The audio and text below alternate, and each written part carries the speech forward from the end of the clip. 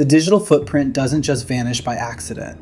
Months later, the Cooking with Frank URL still leads to a dead end, serving as a permanent reminder of how easily a platform can be weaponized. This wasn't just a content dispute. We are looking at a specific set of deletion tactics. When Frank began providing commentary on Claressa Shields' public conduct, the response wasn't a rebuttal. It was a removal strategy. Frank occupied a distinct lane in the commentary space. His removal creates a vacuum that highlights a dangerous precedent. If you don't like the commentary, you don't argue the facts, you target the host.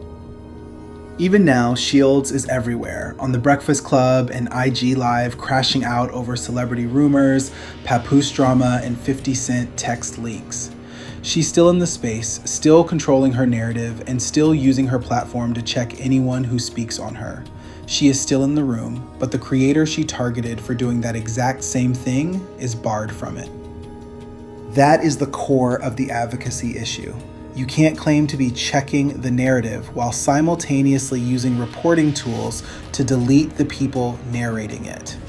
The receipts show a direct correlation between the criticism and the disappearance. This isn't a topic that's going to fade into the background. We are documenting the tactics and keeping the records. The demand for accountability remains. The deletion of Cooking with Frank was a strike against the commentary community as a whole.